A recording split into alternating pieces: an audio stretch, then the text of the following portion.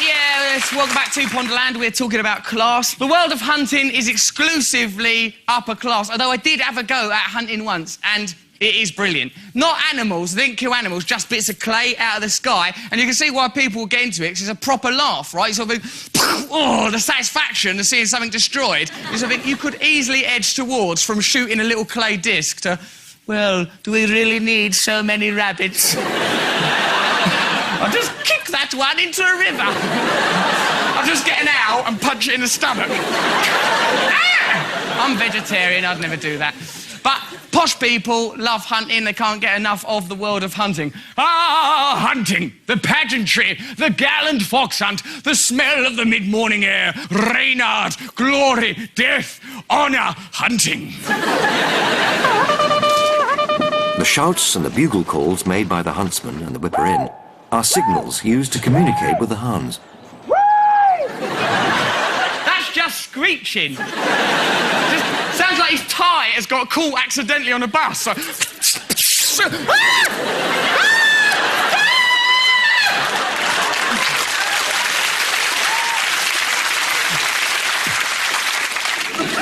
This whole scene took place at a hunting protest when, you know, when Tony Blair was going to ban hunting. I think he did or something. I don't remember about politics. It's all an illusion, right? So, like, there's going to be a hunting ban and everything, and then posh protesters burn the bill. But, like, if you listen carefully, you can hear one person who's particularly enjoying the protest. One thing to say to Tony Blair. If that's his idea of democracy, he can go float in the flames of hell.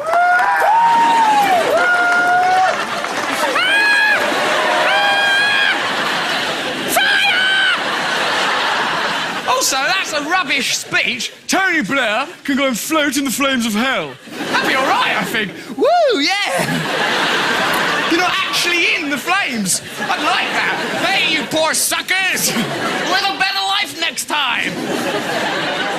Also, one aspect of this protest is particularly adolescent. This bloke, he thinks, hold on a minute, there's a protest going on here. I've got a real opportunity to get something off my chest. He's not even a proper posh person. You can tell by the way he protests.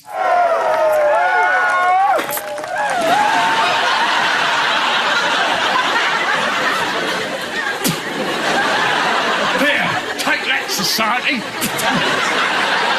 At least it was quite a good bit of spitting. Like, he didn't go... Well, what I meant was, down with bloody Tony Blairs. This is a beautiful piece of communication here, but by someone at the other end of the class spectrum. This bloke's out hunting and shooting. What could be posher than that? And he's trying to locate someone who I suspect strongly he has accidentally shot. He's got a friend called Jeffrey, and he's going, where's Jeffrey? Where is Jeffrey?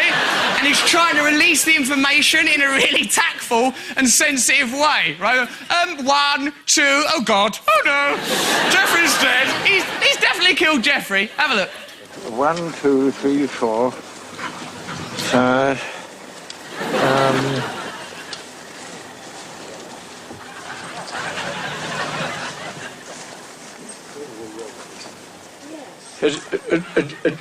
Jeffrey, what number are you? 4. Who is 5 or 6? Oh. He's 5.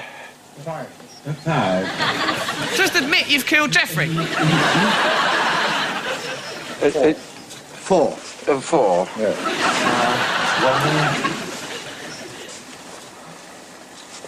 1, 2, 3,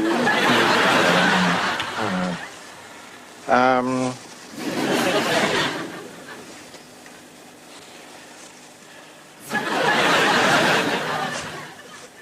Jeffrey.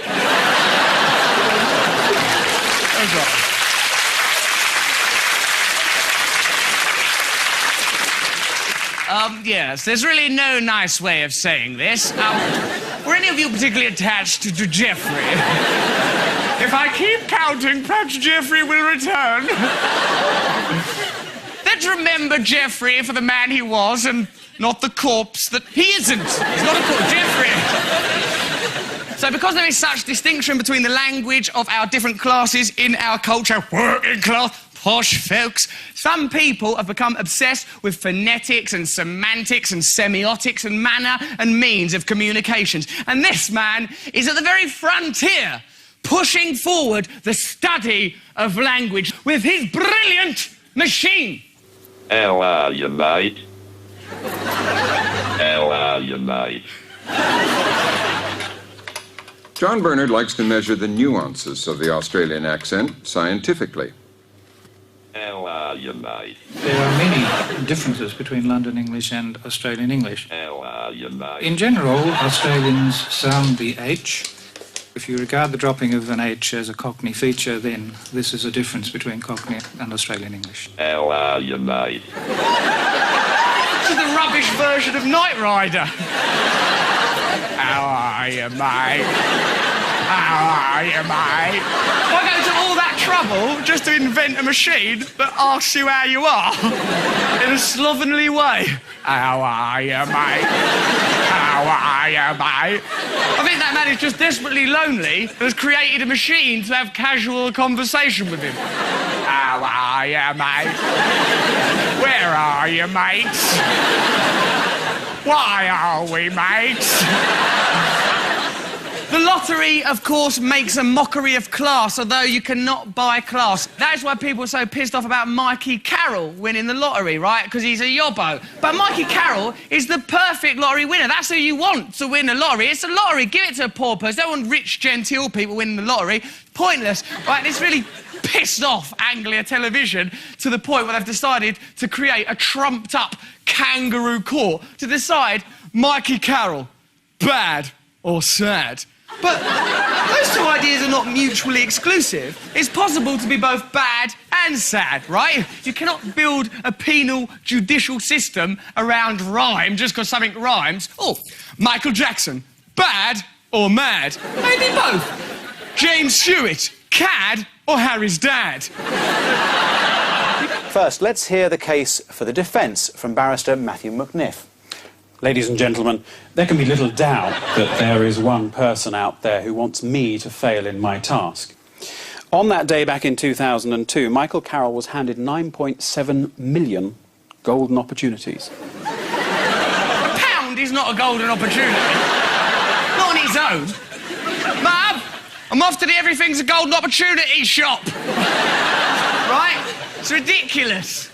Michael Carroll had, at one time, the Midas touch. Well, even that word tells us something about him, because if you rearrange the letters of the word Midas, you get I'm sad.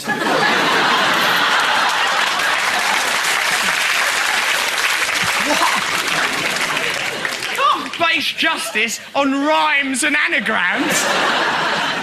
And the other lawyer is properly gutted about that. Oh, shit, that Midas thing, that's brilliant! And what's really good, look at this next bit. This next bit's really lovely. By some bizarre twist in the vortex of our universe, one woman is sat diagonally up from her own future. The only thing that could hold him back was his imagination. And sadly, it did. There, did you see that? And at the end of it, they've told the people in that audience that they are a jury, and all of them are taking it really seriously. Oh, no, we are in a jury. We better... Well, is he bad or sad? I mean, you know. There's only one woman, the woman in front, black woman, she's the only person there who thinks, well, this is fucking ridiculous. Look at her face. Everyone else is like, oh, he's definitely bad or sad, but he's definitely saying, have a look. Would you now please give us your verdicts? Well, the jury's split. 1, 2, 3, 4, 5, 6 say he's sad. The other half dozen say he's bad. That perhaps just about sums up the Michael Carroll story. Well, that's what our studio jury felt. How about you? Vote now in our poll. 25p? I'm not paying that. That's quarter of a golden opportunity. Thank you very much. Good night.